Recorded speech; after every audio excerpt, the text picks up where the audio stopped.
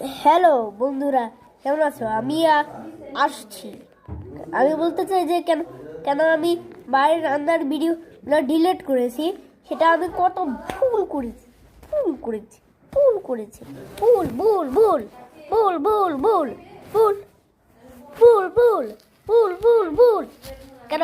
কারণ কারণ আমি কারণ আমি জানতাম না তোমরা আমার মায়ের রান্নার ভিডিও পছন্দ করো।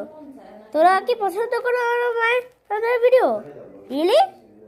ওকে, ঠিক আছে। কিন্তু আমি ভুল করেছি যে মায়ের ভিডিও কেটে ভুল করেছি। আই অ্যাম সো সরি বন্ধুরা, আমি সো সরি। এখানেই শেষ হবে